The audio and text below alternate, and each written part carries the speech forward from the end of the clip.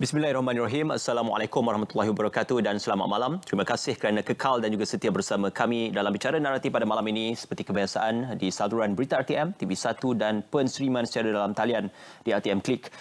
Bicara Naratif pada malam ini memberikan gambaran berkenaan pada minggu lalu seperti mana pengumuman kadar dasar semalaman ataupun OPR yang diumumkan oleh Bank Negara Malaysia melalui Jawatankuasa Dasar Monetary meletakkan 25 mata asas kepada 22.0% melalui mesyuarat MPC yang diadakan. Dan ini sebenarnya agak mengejutkan kerana beberapa pakar analisis dan juga ekonomi turut menjangkakan melalui dapatan melalui Reuters dan juga Bloomberg ada menjangkakan dan juga meletakkan nilai itu hanya akan kekal pada kadar 1.75%. Jadi apakah kenaikan ini akan memberikan kesan dan juga dampak secara domino dan kesan relatifnya kepada ekonomi, itu akan kita bicarakan dan juga kita akan wahanakan pada malam ini bersama dengan saya di studio Dr. Hezri Adnan, Pengarah Eksekutif Institut Pendidikan Ekonomi Malaysia MIR. Assalamualaikum, selamat malam Doktor. Waalaikumsalam. Selamat Raya juga, tak terlambat. Selamat Raya. Ucapkan. Yep. Terima kasih sekali lagi dan secara dalam talian kita bersama dengan Dr. Muhammad Afzal Nizam Abdul Rashid, Ketua Penganalisis Ekonomi Bank Islam Malaysia Berhad. Assalamualaikum, selamat malam Doktor. Waalaikumsalam, Yes. Ya, Alhamdulillah, terima kasih Doktor bersama dengan kami. Kita akan berbalik dan kembali kepada Doktor seketika nanti. Dr. Hezri, di manakah kesan relatif ataupun rasionalnya untuk kita melihat apakah kepentingan OPR ini ataupun kadar dasar semalaman ini diumumkan oleh Bank Negara Malaysia khususnya pada separuh suku ekonomi bagi 2022 ini? Ya, pertamanya terima kasih Saudara Is di atas undangan pada Institut Pendidikan Ekonomi Malaysia untuk mewacanakan topik yang sangat penting iaitu kalibrasi semula OPR kepada 2% daripada 1.75 yang merupakan pada saya adalah satu yang inevitable yang tidak dapat kita elakkan kerana pada dalam situasi pandemik COVID-19 yang lepas MPC ataupun Jawatankuasa Monetary telah mengurangkan OPR ini sebanyak 125 mata. Dalam 4 mesyuaratnya, Jawatankuasa ini bermesyuarat setiap 2 bulan, jadi 6 kali setahun. Dan pada tahun 2020 kita telah mengurangkannya kepada 125 mata, ya, jadi lebih 3% kepada 1.75%. Dan ini juga trend yang kita lihat berlaku di seluruh dunia. Dan setelah saya rasa Bank Negara Malaysia telah mempertimbangkan indikator-indikator atau petunjuk-petunjuk ekonomi dan akhirnya membuat keputusan untuk menyelaraskan semula ke 2%, ya. Dan ini tentunya memberi kesan kepada seluruh rantaian ekonomi. Dan saya kira ini yang kita akan wacanakan malam ini. Okey, bukan saja kepada seluruh rantaian ekonomi, kita juga ingin mendapatkan maklum balas dan juga bagaimanakah kesan ini memberikan dampak serta gambaran impak kepada institusi keuangan, khususnya institusi perbankan yang menawarkan pakej-pakej perbankan. Dr. Afzal Nizam, untuk keadaan ini dan juga seperti kebiasaannya, apakah kesan yang akan dimainkan oleh OPR ini dalam penawaran dan juga pemberian pakej-pakej pinjaman dan juga oleh institusi keuangan, Dr.? Okey, OPR ini sebenarnya merupakan suatu penanda aras bagi harga duit, atau the price of the money. Dan apabila OPR itu dinaikkan, saya perhatikan perbincangan di kalangan rakyat jelata banyak memberi fokus kepada pinjaman ataupun pembiayaan. Ramai yang kata akan naik dan sebagainya. Memang betul lah, terutamanya bagi mereka yang mempunyai fasiliti pembiayaan yang menggunakan pakai variable rate ataupun kadar yang berubah. Jadi apabila OPR itu naik, maka secara langsung kadar yang dibayar pun akan naiklah, anjuran bulan itu naik. Utamanya bagi pinjaman seperti perumahan, pinjaman pribadi dan juga pinjaman-pinjaman atau pembiayaan bagi sektor perniagaan. Namun kalau kita lihat dari sudut pendeposit, pendeposit juga mendapat manfaat sebenarnya. Maksudnya kalau dulu 12 bulan kebiasaannya, saya tengok sebelum ni ketika OPR berlega sekitar 1.75% tu, kadar yang ditawarkan dalam sekitar 1.8, 2% macam tu. Jadi bila OPR tu naikkan, maksudnya kadar deposit juga akan dinaikkan secara langsung. Maksudnya kalau mereka ada lebihan dana, bolehlah mereka menyimpan dengan institusi perbankan dan mendapat satu pulangan yang lebih menarik lagi. Dan deposit ini juga dianggap sebagai suatu kelas aset yang berisiko rendah. Dan simpanan juga kebanyakannya akan dijamin ataupun diinsurans oleh pihak PIDM. Jadi sepatutnya para pendeposit tidak perlu risau tentang risiko kecairan dalam sektor perbankan lah. Doktor menyatakan tadi ia akan berlakunya mungkin kadar kenaikan untuk faedah ke atas flexible rate yang ditetapkan untuk pembiayaan, dan juga pendeposit juga akan mendapat keuntungan sedikit daripada kadar dan juga kenaikan OPR ini. Bagaimana pula dengan suatu sistem pelaburan seperti mana ASB yang mana ada peminjam-peminjam untuk melabur dalam dana ASB itu? Apakah kedua-duanya ini akan ada satu kesan relatif dan juga bersangkutan antara satu sama lain, Doktor? Okey, kalau pembiayaan ini, seperti saya katakan tadi, kalau pembiayaan tersebut menggunakan pakai variable rate, maka akan berlaku kenaikan dari segi angsuran bulanan. Namun dari segi perspektif pelaburan, maksudnya kalau kita melihat atau cuba menilai pelaburan secara holistik, secara orang kata tu dalam gambaran yang lebih besar, ialah pelaburan saham amanah merupakan, seperti saya katakan tadi, merupakan suatu kelas aset. Jadi sesuatu pelabur tu mereka perlu melihatlah orang kata tu portfolio pelaburan mereka, sekiranya mereka ingin orang kata tu ada duit lebihan dana untuk disimpan dalam keadaan semasa ni yang mana kita tahu trend kadar faedah tu sedang menaik, maka simpanan dalam institusi perbankan tu dilihat agak menarik juga. Jadi perlu ada satu strategi menilai semula tentang segi pelaburan mereka, tentang bagaimana mereka harus meletakkan kelebihan dana tersebut. Jadi ia merupakan satu perkara yang perlu dinilai secara makro, secara luaslah dia punya penilaiannya. Okey, penilaian secara meluas itu khususnya dalam aspek makroekonomi perlu untuk diletakkan, juga kita akan melihat dalam tempoh mungkin beberapa bulan. Doktor, tadi kita ada berbincang seketika berkenaan tentang kesannya itu adalah bukan secara serta-merta, kerana kesan daripada OPR ini khususnya kepada kitaran dan juga simulasi ekonomi akan bergerak mungkin dalam masa 6 hingga 12 bulan. Jadi bagaimana kita akan dapat merasai kesannya selepas OPR ini diumumkan pada minggu lalu? Memang benar, kesan terhadap intervention monetary economy biasanya tidak mengambil kesan yang serta-merta, ya. Jadi sebenarnya dalam seminggu lepas ada satu perbincangan di kalangan ahli ekonomi dan juga yang berhormat menteri di Jabatan Perdana Menteri, Datuk Seri Mustafa Mohamed, tentang situasi semasa, ya, kadar ekonomi semasa dan apakah cabaran-cabaran yang akan kita hadapi. Dan rata-rata kita merasakan yang interest rate ni, OPR ni tidak akan dinaikkan dalam waktu yang terdekat. Jadi ramai yang agak terkejut dengan pengumuman Bank Negara pada 11 Mei. Tapi saya kira Bank Negara mengambil pendirian yang proaktif, disebabkan respons ini memerlukan sedikit masa untuk berlaku, dan saya kira kedudukan mata wang kita juga yang telah sampai ke psychological point yang membimbangkan, memerlukan tindakan seperti ini diambil, saya kira. Dan kita faham yang Bank Negara telah melihat semua data-data yang perlu dan telah membuat simulasi dan modeling yang perlu untuk sampai kepada keputusan ini, ya. Dan saya kira itu adalah, seperti saya sebut tadi, adalah inevitable lah, tidak dapat dielakkan dalam situasi global semasa ini. Ya, yang disebutkan oleh doktor ini adalah suatu perkara dan juga kesan yang tidak dapat dielakkan, dan juga penilaian itu adalah dilihat kepada data-data bagi melakukan dan juga menjalankan bentuk penilaian. Kita sedia maklum Bank Negara Malaysia mempunyai hak prerogatif untuk melakukan sebarang pengumuman khususnya pada OPR. Namun begitu, apakah faktor-faktor dominan di luar negara juga memainkan peranan dalam penilaian keputusan ini, ataukah apakah keputusan ini hanya dinilai bersandarkan kepada faktor-faktor domestik? Kedua-dua faktor domestik dan faktor antarabangsa memang sama pentingnya. Tentunya kalau kita lihat perkembangan di luar negara, terutamanya kenaikan inflasi di Amerika contohnya sampai mencecah paras 8.5%, di Eurozone 7.4%, di UK sendiri 7%, satu tahap yang terburuk dalam sejarah 30 tahun negara tersebut, ya. Jadi ini adalah satu situasi global yang kita terpaksa melihatnya.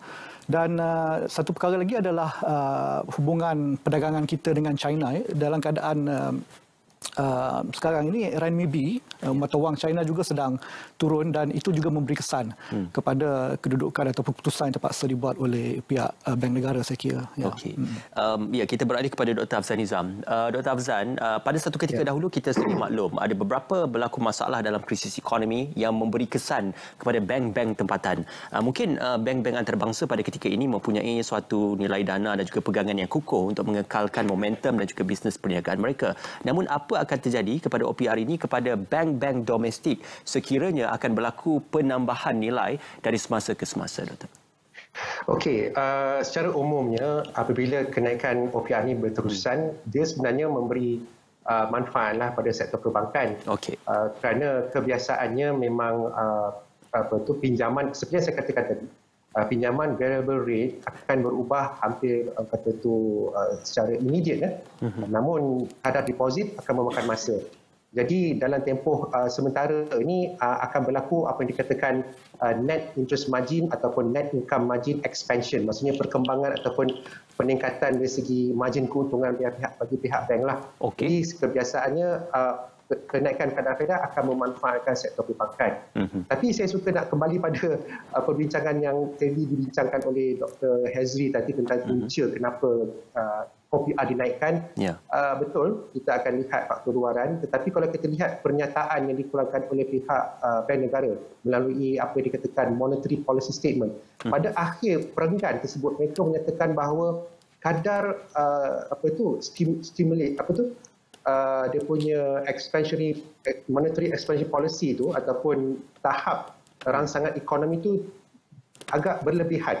Itu dinyatakan dalam pernyataan tersebut. Kalau kita kembali kepada waktu sejarah sebelum berlakunya COVID, kita ambil kira tahun 2019 lah. 2019 kadar OPR adalah 3%. Dan apabila berlaku COVID-19 pada Mac 2020, kadar OPR tersebut diturunkan kepada 1.75% sehingga bulan Julai 2020. So maksudnya dalam tempoh kurang setahun, kadar OPR itu diturunkan secara agresif dengan tujuan untuk rangsang kegiatan ekonomi.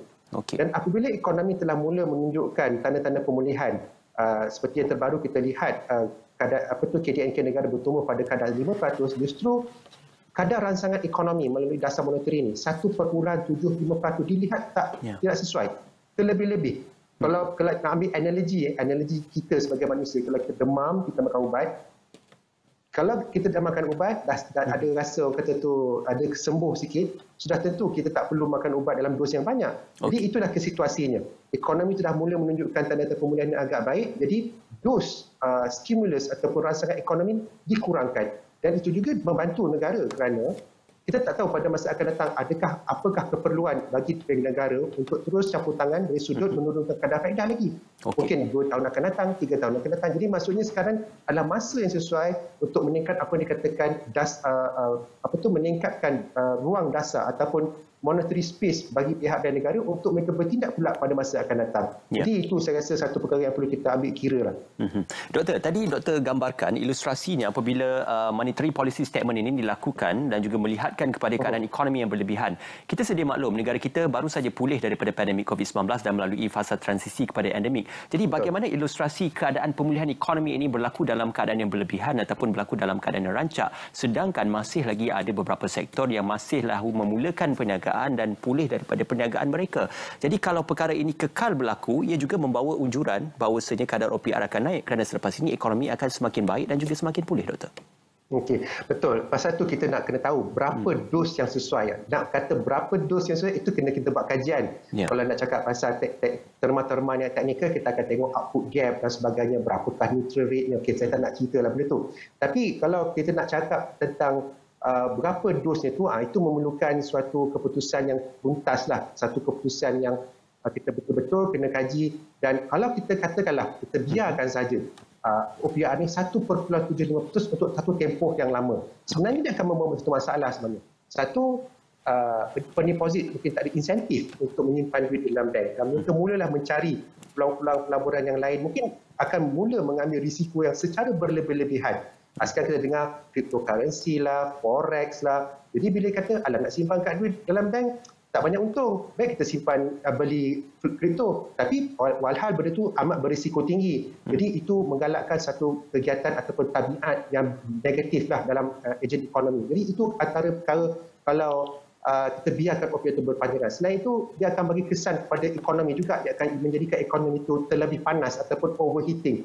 Yang pernah kita lalui sebenarnya pada tahun 90-an contohnya. Kalau dasar monetary itu dibiarkan secara easy ataupun terlalu expansionary untuk tempoh yang lama, maka itulah keadaannya. Dan Kita dah tengok banyak negara yang mengalami. Contoh paling mudah masa zaman krisis subprima di Amerika Syarikat pada tahun 2007-2008. Itulah puncanya kerana dasar monetary pada ketika itu juga menghadapi masalah ataupun terlalu rendah kadar faedahnya. Okey, daripada Dr. Hafizan Nizam tadi disebutkan tentang pembayaran balik pembiayaan juga mungkin akan meningkat untuk mereka mengambil flexible rate. Saya gambarkan sebegini, kalau pada keadaan sebulan itu pembiayaan itu dibayar dalam kadar mungkin RM1,100 atau RM1,200, selepas flexible rate itu berubah ia akan mungkin membayar RM1,300 dan ini akan mengurangkan purchasing power kepada pendapatan individu. Persoalan ini akan saya tanyakan kepada doktor seketika nanti dan kita akan gantung persoalan itu untuk kita berehat seketika.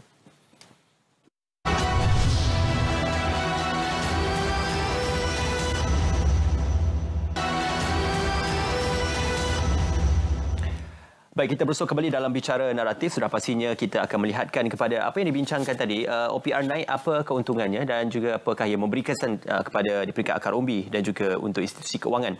Dr. Hezri, seketika saya terlanjutkan dan juga gantung persoalan itu berkenaan tentang purchasing power kepada consumer ataupun kuasa beli pengguna. Kalau disebutkan pembiayaan balik itu terpaksa dibayar dalam kadar yang tinggi dengan kadar faedah yang mungkin tinggi untuk flexible rate.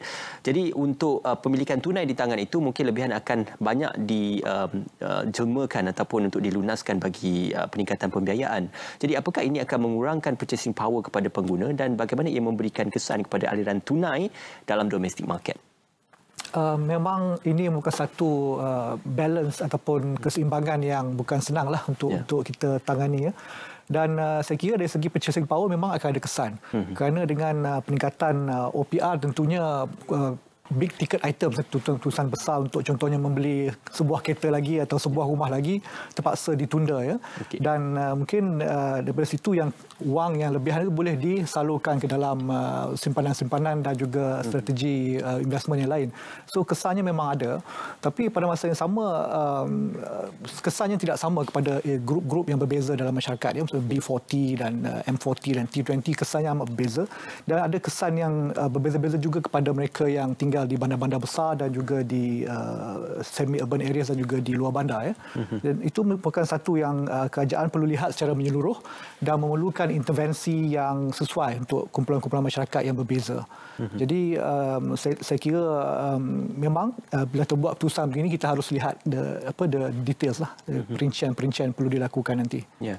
Apakah ini juga disebabkan pergerakan perbelanjaan yang semakin rancak pada ketika ini dengan pengeluaran KWSP dan juga dengan pemulihan ekonomi serta dengan kita lihat lanjutan daripada musim perayaan dan sebagainya, perbelanjaan yang digambarkan sebagai sangat rancak dalam kitaran ekonomi domestik. Ya, mungkin sedikit sebanyak ada juga faktor itu di mana bila pengeluaran EPF itu diluluskan kita ada lebih kurang 40 bilion ringgit berkitar di dalam ekonomi dan kita dapat lihat kesan itu dengan nyata sepanjang hujung bulan puasa di mana kesesakan berlaku di mana-mana saja dan saya kira betul mungkin yang Dr. Asfar cakap tadi tentang sedikit overheating berlaku juga ya yang perlu kita tangani. Dalam perihal ini inflasi pula bagaimana doktor? Inflasi kita memang tidak setinggi di negara lain kerana Malaysia ada kawalan harga dan juga subsidi, mekanisme subsidi kita memang telah lama dipraktikkan, jadi tidak akan ada, mudah-mudahan tidak akan ada situasi seperti mana di Amerika, di Europe dan di negara lain. Jadi daripada segi itu short termnya memang saya rasa kita terjaga dari segi inflasi walaupun kalau kita lihat kita punya CPI itu dari segi makanan memang ada peningkatan. Ya, dan di situ juga beberapa langkah perlu juga dilihat oleh kerajaan untuk jangka panjang. Contohnya food import bill kita import makanan lebih 52 juta bilion ringgit ya, dan kita ekspor saya rasa ada lebih kurang 12 juta bilion defisit. Dan itu perlu ditangani bila kita berhadapan dengan situasi seperti ini di mana bukan sekadar isu inflasi tapi juga peperangan Rusia dan Ukraine telah menyebabkan gangguan beberapa komoditi yang penting ya. Jadi itu adalah big picture yang perlu kerajaan lihat dan kerajaan sedang melihat dengan teliti. Dr. Hezri tadi ada bercerita tentang bagaimana permintaan itu melebihi penawaran khususnya dalam industri makanan dan ini akan memberikan sedikit kesan kepada kadar inflasi. Dr. Hafizan Nizam, kita juga melihat isu di luar negara yang berlaku. Ada beberapa negara pengeksport makanan utama dunia dan juga bahan-bahan ruji dunia sudah pun mula untuk bercadang bagi menghentikan pengeluaran ekspor mereka pada ketika ini disebabkan isu kemarau dan juga disebabkan isu penghasilan tanaman dan juga pengeluaran makanan yang semakin berkurangan. Jadi apakah disebabkan permintaan yang melebihi penawaran ini akan juga memberikan kesan kepada inflasi, disebabkan itulah OPR hadir untuk menyeimbangkan perkara seperti ini, Doktor? Saya suka melihat pernyataan yang dibuat oleh pihak Bank Negara Malaysia berdasarkan apa yang diungkapkan dalam pernyataan tersebut. Memang mereka mengakui memang ada kesan-kesan inflasi dan sebagainya. Ya. Namun saya melihat keputusan terbaru ini bukan itulah motivasi utamanya. Kalau nak kata inflasi memang akan wujud dan seperti Dr. Hezri kata, cuma dalam ekonomi negara kita ni dia punya specialty dia tu, ada wujudnya dasar seperti dasar subsidi lah, tapi seperti yang sebutkan oleh Dr. Hezri tadi, dasar subsidi, kawalan harga dan sebagainya. That's why kita punya kadar inflasi itu dijangka dalam sekitar 2.2% hingga 3.2%. Tapi 3.2% itu mungkin agak tinggilah, bergantung apakah langkah seterusnya oleh pihak kerajaan, sama ada mereka mahu mengurangkan subsidi minyak dan sebagainya, itu bergantung itu. Tapi secara umumnya yang saya dapat lihat bahawa keputusan terbaru ini bukanlah dimotivasikan disebabkan faktor inflasi, kerana dasar tersebut terlalu mudah sangat, terlalu orang kata tu overly stimulating. Okay. Dia terlampau banyak sangat dia punya unsur-unsur rangsangan itu, dan rangsangan itu perlu dikeluarkan, dan tanda-tanda pemulihan itu dah jelas. Pihak MIR sendiri pun saya suka tengok angka mereka. Contoh Consumer Sentiment Index untuk suku pertama hari itu melebihi 100 mata, 108 mata. Maksudnya itu satu bacaan yang begitu optimistik lah. Maksudnya ramai rakyat Malaysia pada suku pertama hari itu berasa sangat-sangat optimistik, dan ini berkaitan dengan dasar-dasar kerajaan jugalah, seperti yang disebutkan tadi, keadilan SP dan sebagainya lah. Dan sudah tentu itu akan meningkatkan lagi kegiatan ekonomi, dan true enough kita lihat angka KDNK 5% pada suku pertama. Tapi kalau kita tengok pecahan-pecahan tersebut, peningkatan di dalam perbelanjaan swasta atau perbelanjaan di kalangan instrumen juga memecut accelerating pada kadar 5.5% macam tu. Jadi sudah tentu dasar ni kalau dibiarkan terlalu mudah, sangat terlampau easy, sangat terlampau untuk tempoh yang lama, kalau kita lihat dari segi analisis kos dan manfaat, maksudnya nampak gayanya daripada kos lah, daripada manfaat. Jadi itu kan sebab itu saya rasa kenapa Bank Negara melaraskan dasar itu mengikut keperluan semasa. Ya, sebelum kita bergerak kepada Consumer Sentiment Index yang disebut oleh Dr. Afzal Nizam tadi, untuk ditanya kepada Dr. Hezri. Dr. Afzal Nizam, berkaitan juga tentang kalau tadi flexibility kepada peningkatan pembiayaan itu mungkin kita merujuk kepada pembiayaan yang diberikan oleh bank-bank konvensional. Apa pula yang akan terjadi kepada bank-bank institusi keuangan Islam yang menawarkan pembiayaan patuh syariah? Apakah ia juga akan turut terjejas disebabkan oleh pengumuman kenaikan kadar OPR ini? Betul. Memang dia akan mempunyai kesan langsung lah. Mungkin ramai tertanya, OPR ni kadar faedah ni macam bukan riba ke? Okey. Sebenarnya kadar faedah ataupun OPR ni merupakan kadar benchmark ataupun sebagai penanda aras saja. Namun apabila kita nak membuat kontrak pembiayaan, kontrak tu kita ikut syariah lah. Itu yang membezakan perbankan Islam dengan perbankan konvensional, disebabkan kontrak yang wujud, ada akad dia, ada dia punya underlying asset dan sebagainya. Itu yang membezakan. Tetapi dari segi harga, dari segi penentuan kadar keuntungan dalam kes Islamic banking, dia punya penanda aras ni mendatangnya daripada OPR lah. Jadi berubahnya OPR, maka pembiayaan yang pakai kadar berubah akan berubah sekali. Okey, terima kasih Dr. Afzan untuk penjelasan itu. Berbalik kepada Dr. Hezri, tadi disebutkan oleh Dr. Afzan tentang Consumer Sentiment Index yang mana rakyat berpuas hati dengan dasar-dasar kerajaan diberikan sehingga 108 mata yang diterjemahkan. Jadi bagaimana perkara ini juga memberikan kesan hubungan langsung antara dasar-dasar monetary kerajaan, dasar-dasar keuangan kerajaan dan juga kesannya kepada persepsi oleh masyarakat dan juga rakyat. Indeks sentimen pengguna MIN telah lama kita kumpul, kita temu bual lebih kurang 1,000 orang setiap sukuan, dan kita melihat trend mereka dalam pembelian, contohnya big ticket items untuk loan dan sebagainya. Memang ada peningkatan seperti Dr. sebut tadi daripada suku yang lepas lebih kurang 97.2 meningkat ke tinggi 108.9. Okey. Indeks kita ada lagi satu indeks yang kita secara berkala kita terbitkan adalah indeks keyakinan ketua eksekutif V-Stage MIR juga menunjukkan mencatatkan 122.1 mata tertinggi sejak pandemik COVID-19 ya. Okey. Dari situ saya kira dan juga melihat data-data rasmi 5% GDP growth ataupun peningkatan KDNK ini saya rasa mendorong kerajaan untuk meningkatkan kerana ada pent up demand ni akan berterusan. Saya kira ada keyakinan di pihak Bank Negara mungkin ataupun jawatankuasa monetary ini yang walaupun keputusan ini diambil pendirian 2.0% ini diambil ianya tidak akan merencatkan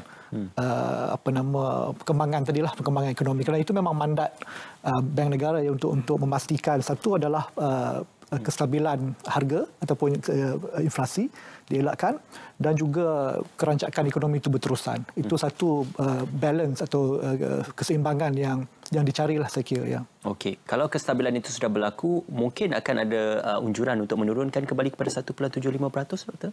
Gitu kita perlu semak balik sejarah sama ada dia akan patah balik, tapi saya kira mungkin ada lebih possibly untuk lebih naik lagi. Okey. Bila ekonomi terus berkembang dan mungkin kita sekarang dalam peringkat seperti Dr. Aswar sebut tadi mencari dosage ubat yang bagaimana yang bagus ya, sama ada 25 basis point atau 25 mata tadi cukup ataupun perlu tingkatkan lagi ke 50 sebab dulu kita dah turunkan 125 mata dari segi dosage untuk merancangkan ekonomi semasa pandemik ya.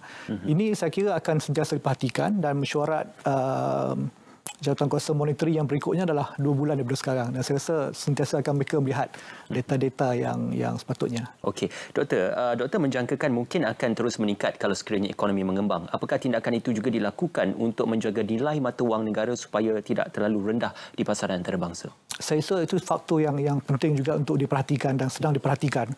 Kerana memanglah sebagai negara pengeksport kita mungkin mendapat manfaat dengan mata wang yang rendah ya, tapi pada masa yang sama kita juga banyak mengimport intermediaries. Bukan semua keperluan-keperluan ataupun barang-barang ini kita ada untuk produce kita punya goods and services ini ya. Jadi kita perlu import juga ya.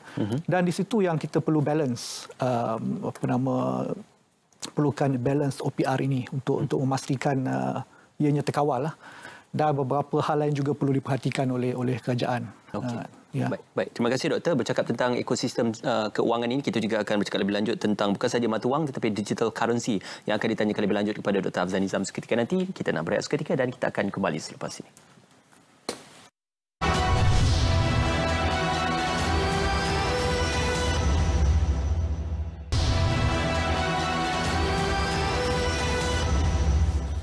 Ya, di sebalik kita bercerita dan memberi gambaran lanjut berkenaan tentang ekosistem keuangan dan juga relatifnya kepada pasaran dan juga ekonomi semasa, kita juga tidak akan terkecuali untuk membawakan gambaran lebih lanjut berkenaan tentang keuangan digital ataupun digital currency. Persoalan kepada Dr. Azhar Nizam, ketika ini digital currency dianggap sebagai popular dan juga digital currency juga sudah pun mula menjadi pilihan alternatif kepada pengguna dan juga masyarakat. Namun begitu, di manakah letaknya nilai digital currency ini khususnya untuk kita tambatkan kepada nilai bagi keuangan secara relatif dan juga keuangan secara formal yang kita punyai pada ketika ini, Doktor? Okey, saya secara sejujurnya saya belum mahir lagi lah tentang hal ini. Namun apa yang saya nampak berkenaan isu mata wang digital ni adalah dari sudut pengawalannya ataupun siapakah autoriti yang bertanggungjawab yang boleh mengawal penawaran wang digital tersebut. Kalau ekonomi konvensional kita ada bank pusat yang mengawal bekalan wang di dalam sistem dan melalui dasar negeri, maka dapat ditentukan berapakah kuantiti yang sesuai untuk ditadbir dan sebagainya. Namun dengan adanya cryptocurrency, dengan adanya teknologi blockchain, nampak gayanya ia seperti seolah-olah tiada satu entiti tunggal yang boleh mengawal selia siapakah yang boleh bertanggungjawab dalam menentukan penawaran dan permintaan terhadap mata wang currency tersebut. Jadi di sini saya nampak alternatifnya, saya nampak beberapa jurisdiction telah pun perkenalkan apa dikatakan sebagai central bank digital currency lah, tapi tak semua seperti Yuan dan beberapa jurisdiction yang lain lah. Namun saya rasa persoalan sekarang ni adalah satu untuk menentukan siapakah autoriti yang mempunyai kuasa mutlak dalam menentukan. Kalau tidak, tanpa autoriti tersebut, maka dasar monetary itu akan menghadapi masalah lah. Bayangkan mata wang tersebut tidak diketahui berapakah jumlah kuantiti yang sesuai untuk kita takbir lah. Dan kalau kita bercakap tentang ekonomi convention ini, dia punya benchmark ataupun penanda arasnya OPR. OPR itulah yang menandakan, maksudnya kalau OPR naik, jawabnya maksudnya liquidity ataupun kecairan dalam sistem ekonomi itu akan dikurangkan. Dengan kata lain, penawaran wang akan dikurangkan. Jadi kalau mata wang digital macam mana pula? Kalau tiada pihak autoriti tunggal yang boleh mengawasinya, maka akan timbul masalah apa pula terjadinya OPR digital nanti. Contohlah. Jadi saya rasa persoalan ini memerlukan jangka masa yang panjang untuk diselesaikan kerana ada implikasi dasar dan kesan kepada makroekonomi secara umum. Ya, cryptocurrency ini mining atau pelombongannya pun kita tidak tahu berapa nilainya ketika ini. Jadi boleh dianggap sebagai ia suatu sistem ekonomi yang agak berisiko pada ketika ini untuk tambatan nilai dan sebagainya. Cumanya doktor, apabila ada juga dicadangkan supaya Bank Negara Malaysia mengambil alih dari segi regulasi kepada digital currency ataupun cryptocurrency ini, apakah sebarang keputusan dasar monetary keuangan secara konvensional juga akan boleh diaplikasikan kepada dasar-dasar monetary kepada digital currency? Saya tak pastilah apa bentuk yang akan kita saksikan pada masa akan datang. Tapi pokok pangkalnya persoalan who is in control nanti. Kalau kita bercakap tentang mata wang konvensional, ada dia punya asas-asas itu. Contoh dia punya base money. Berapa base tu? Daripada base tu akan kita tahu berapa multiplier, dia punya perkali dia punya velocity-nya. Jadi saya kira kalau katakanlah diperkenalkanlah, saya membayangkan sajalah, kalau adanya digital currency yang akan mungkin pada masa akan datang, jadi aspek pengawalan ataupun aspek pengawalan seliaan tu akan diguna pakai supaya pengakhirannya dasar tu ataupun mata wang digital tu akan selari dengan pendirian central bank ataupun bank pusat. Kalau tidak nanti kita sebagai masyarakat, kita tak faham apakah dasar monetary akan datang disebabkan tiadanya entiti tunggal yang dikawal sendiri. Okey, terima kasih Dr. Afzan. Kita beralih kepada Dr. Hazri.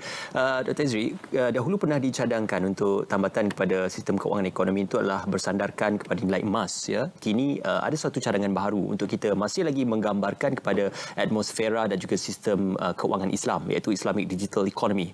Dalam perihal ini, bagaimana ia adalah salah satu daripada alternatif ekosistem keuangan yang dianggap sebagai rasional, relevan dan sesuai pada ketika ini? Terima kasih saudara A. Satu soalan yang baik dan sedang diperhalusi oleh pihak MIAR. Baru-baru ini kita ada satu policy roundtable tentang isu ini yang dihadiri oleh lebih kurang 35 rata-rata daripada kerajaan, daripada CEO-CEO, syarikat-syarikat dan juga startup. Dan memang kita melihat satu potensi yang besar untuk Malaysia menjadi sebuah, sekarang perkataan yang sering digunakan hub, untuk jadi hub Islamic Digital Economy. Dan daripada ranking Islamic Economy, kita memang ada kedudukan teratas. Tetapi contohnya the digital part tu, contohnya fintech, Islamic fintech, contohnya kecil kalau dibandingkan dengan yang seharusnya kita terokai. Dan isunya adalah seperti macam yang Dr. Aswar sebut tadi, adalah who will coordinate, siapa yang akan menyelaras perkara ini. Banyak perkara yang harus diperhalusi. Kalau kita lihat size Islamic economy ini adalah dalam skala trilion US dollar. Dan negara-negara seperti di Timur Tengah, Singapura sekalipun sibuk memancing syarikat-syarikat kita ataupun startup kita yang berpotensi dalam hal ini. Dan kita harus melakukan satu gerak kerja yang lebih kemas untuk menyusun atur polisi dan juga operasi kita dalam arena ini. Dan dia ada 3 segmen besar. Satunya adalah lifestyle, contohnya fashion, kemudian halal industri sendiri kita ada lebih kurang 200,000 industri kecil dan sederhana yang terlibat. Tapi yang menariknya, daripada 200,000 ni hanya lebih kurang 7,000 terlibat dalam ekspor dan 3,000 saja yang ada halal certification. Macam mana kita nak ekspor keluar. Banyak isu-isu di situ yang perlu ditangani. Dan satunya memanglah Islamic fintech tadi, dan Islamic ekonomi tadi perlu dilihat. Jadi saya kira kita dah mulakan gerakan ke arah itu dan dalam beberapa minggu yang mendatang ni kita akan cuba perhatikan di mana apakah langkah-langkah berikutnya dan saya kira ini perlukan sebuah platform ya untuk di mana pihak swasta dan pihak kerajaan ada orang tengahnya yang boleh koordinat secara neutral. Ya, pemudah cara ya. Dan itu sedang kita terokai. Okey, insya-Allah itu akan dapat direalisasikan kalau mendapat komitmen dan kerjasama daripada kesemua pihak. Dr. Hafzan Nizam, walaupun sewaktu PKP dan juga sewaktu pandemik COVID-19 tempoh hari, kebanyakan bank-bank tempatan dan juga bank-bank konvensional mencatatkan keuntungan seperti kebiasaan dan juga margin keuntungannya yang cukup kompetitif. Kalau diceritakan tadi dengan pengumuman kadar OPR ini, ia juga akan meluaskan dan juga menaikkan lagi margin keuntungan untuk institusi keuangan. Jadi apabila potensi dan juga prestasi yang ditunjukkan oleh institusi keuangan ini berada pada satu tahap yang kompetitif, tidakkah selepas ini juga mereka akan memberikan kembali kepada pengguna dan juga peminjam khususnya dengan kadar-kadar pembiayaan yang lebih kompetitif dan juga yang lebih baik untuk klien-klien institusi keuangan? Betul, Is. Seperti yang saya selalu katakan, institusi perbankan ini merupakan satu perniagaan. Dan bila resam perniagaan ini, of course kita akan ada unsur-unsur persaingan, unsur-unsur akan cubalah kata tu menarik perhatian para pelanggan dan sebagainya. Jadi OPR seperti saya katakan tadi, dia merupakan satu penanda aras. Tapi pengakhirannya bagaimana kita nak offer atau tawarkan kepada para pelanggan terpulang pada bank tersebut. Maksudnya dari segi struktur kos dana bagi setiap bank juga memainkan peranan. Itu agak unik. Bergantung kepada kecekapan bank tersebut dalam mentadbir kos dana mereka. Dan selalunya ditadbir oleh bahagian ataupun treasury division lah. Mereka ni lah yang akan bertanggungjawab untuk mengawal selia ataupun mentadbir dana bagi setiap bank. Dan akhirnya memastikan kos dana itu dalam keadaan yang kompetitif. Kalau kos dana yang kompetitif, maka setiap bank tersebut berupaya untuk menawarkan suatu kadar pembiayaan yang begitu menarik kepada para pelanggan. Jadi para pelanggan pula, saya sarankanlah mereka patut melakukan shopping lah. Maksudnya cuba melihat apakah tawaran-tawaran di luar sana yang menarik. Jadi dari segi harga memang tidak unik ya. Maksudnya setiap bank mempunyai harga dia tersendiri, tapi trendnya lebih kurang samalah. Kalau OPR naik, jawabnya semua naiklah. Cuma bila nak bagi pinjam tu ataupun bagi pembiayaan tu terpulang pada bank punya tahap competitiveness-nya, itu satu. Kedua, of course, pelanggan tu sendiri. Maksudnya kadar risiko dia macam mana? Kalau dari segi pembiayaannya bagus, kalau kita tengok rekod seekers dia cantik, si tuan cantik, maka kadar pembiayaan juga akan rendah. Makanya itu konsep untuk memberi pinjaman ni sama macam pelaburan juga. The higher the return, the higher the risk. So kalau kata risiko pelanggan tu agak berisiko tapi masih layak untuk meminjam, sudah tentu kadar pembiayaan berbeza bagi mereka yang mempunyai rekod pembayaran yang baik. Jadi itu juga satu perkara yang perlu kita kira. Okey, Doktor, itu berkenaan tentang institusi keuangan yang mempunyai governance ataupun cara mereka menjalankan perniagaan. Tetapi pada ketika ini ada juga platform-platform digital yang menawarkan pembiayaan kredit mudah melalui pembiayaan kredit secara digital. Jadi apakah OPR ini akan memberikan kesan kepada pembayaran balik faedah kepada pinjaman kredit secara digital itu, dan bagaimana trend pembiayaan secara digital ini boleh dikatakan sebagai satu trend yang sedang dinilai dan dinikmati dengan baik oleh pengguna dan juga masyarakat? Okey, Is, memang terdapat perbezaan lah antara kadar yang ditawarkan oleh pihak perbankan dengan tawaran yang ditawarkan melalui digital platform dan sebagainya lah. Kerana pihak bank ni dia ada skala ekonomi tersendiri. Kerana mereka boleh tap the resources from the central bank. Maksudnya ada wholesale banking yang market yang akan menentukan penawaran wang tersebut dalam kadar yang begitu kompetitif. Jadi akses pada pasaran tersebut, pihak bank mempunyai akses. Tapi digital platform ni mereka tidak mempunyai akses tersebut. Jadi pasal itu kalau kita lihat penawarannya dari segi kadar pembayarannya berbeza. Tapi kalau nak katakan trend tu, maksudnya kalau OPR naik, adakah mereka ni juga akan naik? Saya tak pasti. Tapi sepatutnya secara teorinya, kalau OPR naik, memang semua bentuk pinjaman atau pembiayaan itu akan memberi kesan kerana dia akan ada kesan rantaian ke dalam ekonomi tersebut. Okey. Skala ekonomi itu berbeza antara pihak bank dan juga platform digital. Apa pandangan doktor juga berkenaan tentang banyaknya platform-platform penawaran kredit digital ini, doktor? Okey, seperti saya katakan tadi, platform digital ni mungkin cara mereka menilai risiko pembiayaan itu berbeza. Dan tumpuan mereka saya tengok lebih kepada mereka apa yang dikatakan sebagai the underserved, ya. Tapi bagi pihak bank, kebiasaannya bagi pelanggan-pelanggan yang sudah orang kata tu established lah dan mempunyai track record dan sebagainya. Jadi dari segi orang kata tu market segment ataupun sasaran pasaran ini berbeza. Sudah tentu profil ataupun profil risiko kredit itu berbeza. Jadi saya rasa kita perlu lihat dalam kerangka sasaran pasaran yang ditentukan ataupun menjadi objektif bagi setiap pasaran tersebut. Okey, terima kasih Dr. Afzal Nizam. Kita beralih pada Dr. Hezri. Ada juga persoalan berkenaan bagaimanakah ilustrasi kepada kenaikan OPR ini dan kesannya kepada FDI ataupun pelaburan langsung asing. Jadi apakah terdapatnya kesan secara nyata dan juga secara relatif khususnya kepada FDI pada ketika ini, Dr.? Kalau kita lihat sebaik saja diumumkan pada jam 3 petang 11 Mei, nampaknya stok market kita pun bursa mencatatkan prestasi lebih baik, ya. Tapi kita masih perlu lihat apa yang akan berlaku dalam beberapa minggu akan datang. Tapi dari segi investment ni, kalau boleh saya nak patah balik kepada hasrat kita beberapa bulan lepas waktu masih dalam fasa pandemik. Kita nak build back better, ya. Maksudnya peluang dari segi semua dalam semua krisis ada peluang, dan peluang ini adalah untuk negara kita bergerak ke arah satu bentuk pembangunan yang lebih baru, lebih mampan, lebih lestari dan juga lebih inklusif, ya. Dan so building back better ni perlu kita lihat what kind of investment are we going to bring in, contohnya. Bentuk apakah pelaburan macam mana, atau seperti dulu. Saya tak kira permainan FDI itu sama seperti tahun 1990-an, ya.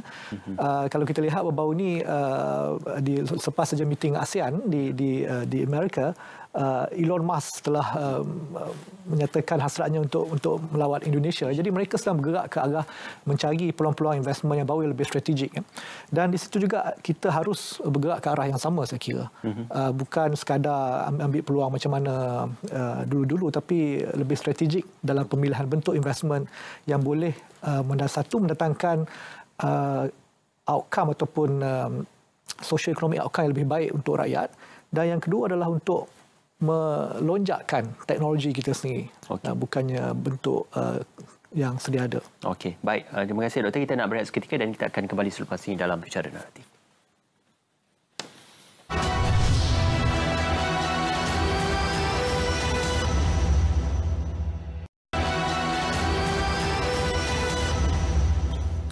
Kita bersua kembali dalam Bicara Naratif. OPR naik, apakah keuntungannya dan juga apakah kesannya? Persoalan ini kita melihatkan kepada pengumuman yang dilakukan oleh Bank Negara Malaysia untuk kita memberikan check and balance dan juga kestabilan kepada sistem ekonomi. Persoalan kepada Dr. Afzal, kita sedia maklum dalam amalan negara-negara kapitalis dan juga sistem ekonomi kapitalis ia digerakkan oleh ekonomi itu sendiri dan juga pemain-pemain dalam ekonomi. Apakala OPR ini dianggap sebagai satu sistem yang melibatkan government intervention ataupun central bank intervention. Jadi apakah amalan intervention dan juga penglibatan seperti ini adalah satu amalan ekonomi yang baik, Doktor? Ini merupakan satu pengurusan ekonomi yang memang telah lama diguna pakai lah. Kalau saya nak bercakap tentang konsep apa dikatakan sebagai demand management tu, pengurusan permintaan, inilah dia. Salah satunya dasar monetary, dasar satu kita panggil dasar fiskal. Jadi kedua-dua dasar ni akan berinteraksi yang akan beri kesan secara langsung kepada permintaan aggregate atau senang cerita ekonomi negara lah. Jadi